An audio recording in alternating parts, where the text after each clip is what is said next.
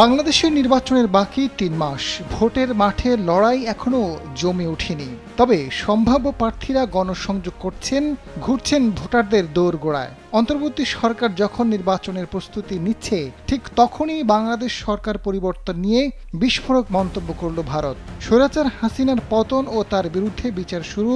সর্বশেষ পলাতক আসামি হিসেবে পত্রিকায় বিজ্ঞপ্তি দেওয়া হলেও মুখ খোলেনি মোদী সরকারের কেউ। হঠাৎ কেন ভারতের এমন মন্তব্য, তা নিয়ে কৌতূহল সৃষ্টি হয়েছে জনমনে। চলছে বিচার বিশ্লেষণ। শুক্রবার রাষ্ট্রীয় ঐক্য দিবস উপলক্ষে বক্তব্য দেন ভারতের জাতীয় নিরাপত্তা উপদেষ্টা অজিত দোভাল। সে সময় বাংলাদেশের সরকার পরিবর্তন নিয়ে মন্তব্য করেন তিনি।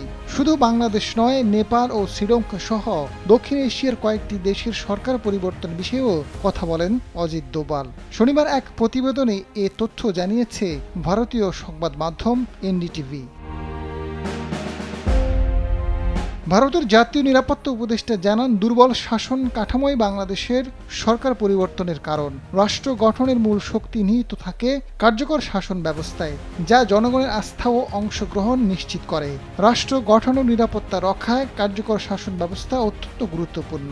এটি শুধু রাষ্ট্রকে তার লক্ষ্য পূরণে সাহায্য করে না, সাধারণ মানুষের আকাঙ্ক্ষাও পূরণ করে। বাংলাদেশ, নেপাল ও শ্রীলঙ্কা সহ দক্ষিণ এশিয়ার কয়েকটি দেশের সরকার পরিবর্তনের পেছনেও এমন দুর্বল প্রশাসনিক কাঠামোর ভূমিকা ছিল বলে মনে করেন অজিত দোভাল। তিনি মনে করেন, প্রশাসনের বড় চ্যালেঞ্জ সাধারণ মানুষকে সন্তুষ্ট রাখা। তারা অনেক বেশি সচেতন, উচ্চাকাঙ্ক্ষী এবং রাষ্ট্রের কাছ থেকে বেশি প্রত্যাশা রাখে। রাষ্ট্রেরও তার সন্তুষ্টির প্রতি খেয়াল রাখতে হয়। সরকার যখন প্রতিষ্ঠানগুলোর মাধ্যমে কাজ করে, তখন জাতি গঠনে সবচেয়ে গুরুত্বপূর্ণ ভূমিকা পালন করে সেই ব্যক্তিরা যারা এসব প্রতিষ্ঠান তৈরি ও লালন করেন।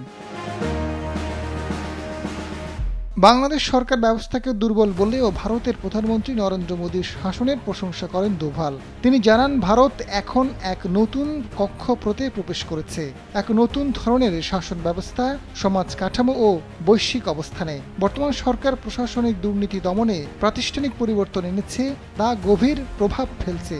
সামনে আরও পদক্ষেপ আসতে পারে। প্রযুক্তির ব্যবহার নিয়েও গুরুত্ব আরোপ করেন দোভাল। আজাদ ফারুক, সময়ের আলো।